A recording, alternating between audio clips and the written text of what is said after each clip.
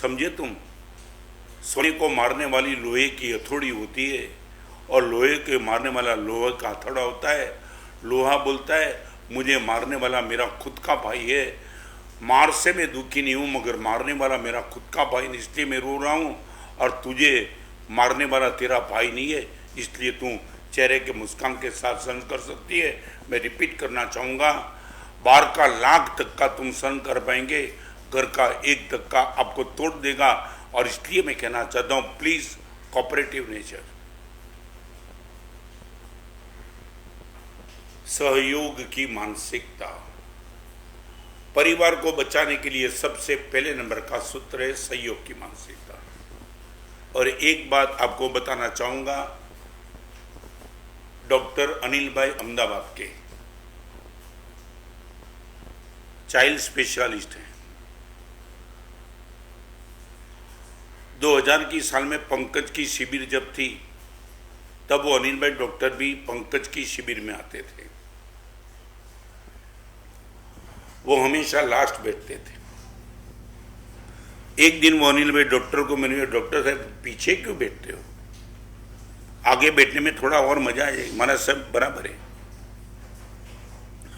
मगर मैं child specialist हूँ माना साहब, और कभी ना कभी छोटे बेटे की कोई प्रॉब्लम आ जाती है ना, मुझे उठ के जाना पड़ता है। शिविर में आगे बैठ के चले जाओ, आधे में नहीं जमता है माना साहब, इसलिए जाता हूँ। अभी मैं आपको बताऊं क्या हुआ माना साहब। तब मैंने उनको पूछा, अनिल भाई आप चाइल्ड स्पेशलिस्ट हो तो आपका कोई अनुभव है क्या, पुराने आप कितने तो के बहुत साल से हूँ, तो फर्क क्या पड़ा आपको नई जनरेशन को लेके, आपको कुछ लगता है कि कुछ दिक्कत है? माना साहब बहुत डिफरेंस हो गया। मैंने बोला क्या हुआ? माना साहब सबसे बड़ी बात बताऊं, चाइल्ड स्पेशलिस्ट में सबसे बड़ी दिक्कत है वो बेटा सिर्फ रोता है, उनके डिसीज को हमें पकड़ना पड़ता है। पैर का दर्द है, कान का दर्द है, आँख का दर्द है, क्या है समझ में तो कुछ नहीं आता है, वो सिर्फ रोता है। हर बेटा डायरिया हुआ, बुखार हुआ, कुछ भी हुआ, अभी हमें उनको चेक करना है कि उनको रोग क्या है। तो ये सबसे बड़ी चैलेंज। और अभी माना साहब जो आपने पूछा वो बताऊं, 10 साल के पहले माना साहब बेटा जितना जल्दी रिकवर होता था इतना रिकवर अभी नहीं होता है।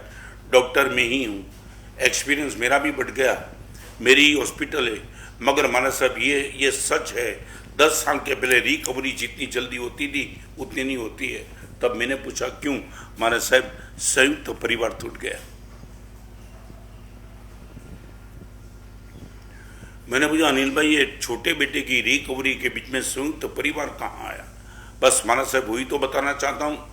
माना साहब पहले के ज़माने में डिलीवरी होती थी तो डिलीवरी के बाद करीबन डायरिया ये ऐसी कोई अद्भुत समस्या छोटे बेटे को हो ही जाती है।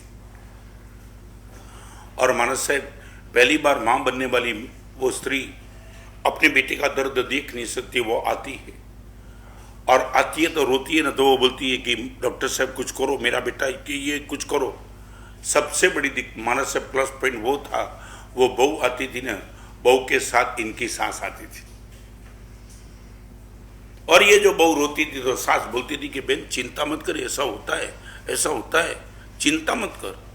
और माना साहब सबसे बड़ी दिक्कत, हमको सलाइन चढ़ाने जाते, नस भी नहीं मिलती है, बेटा रोता है, तब वो माँ होती है ना, वो इनकी पीड़ा सहन नहीं कर पाती।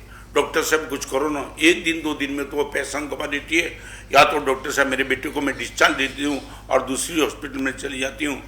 माना साहब में दिक्कत क्या थी, सास जब आती थी ना तब सास ये कहती थी कि कम कर, ये तो होता ही है ना, मगर ये काम कर, भी तू इतनी चिंतित मत हो, तू घर पे जा, मैं यहाँ तेरे बेटे के पास बैठी हूँ। माना साहब वो सास का 2-3 दिन बैठना, सास को मालूम था बेटे की रिकवरी ऐसे ही होगी, तो धीरे धीरे रिकवरी गारंटी के साथ होती थी।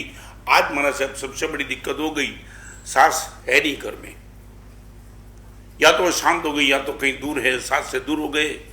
तो माना साहब आज 2 ही काम होता है, पति और पत्नी 2 ही आते हैं, और वो भी पति ऑफिस जाने के लिए बैग लेके आता है, बैग लेकर के हाथ में बैग है, और वो अपने बेटे को माँ बोलती है डॉक्टर साहब कुछ जल्दी करो ना मेरा बेटा, और पति उनकी पत्नी में तू क्या रोती है, डॉक्टर को पता नहीं है, तू ये सब जानती है, डॉक्टर सब कुछ ठीक करेंगे। माने साहब वो माँ बनता है तब पता चलता है कि ये इमोशनल क्या हो सकता है।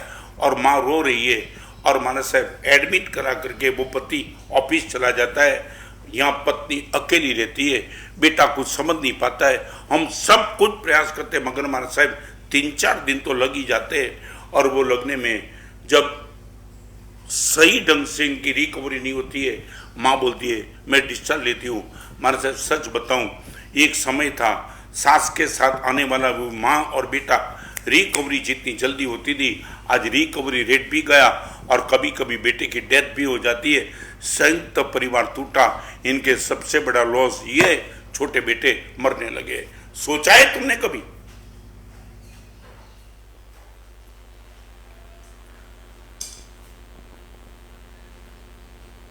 ये व्यासपीठ पर मैं बोलना चाहता हूँ यदि आपको यकीन नहीं होता है तो डॉक्टर अनिल भाई को अहमदाबाद में मिल के आना और कहना कि रत्न समा ने तुम्हारा एग्जाम्पल दिया था।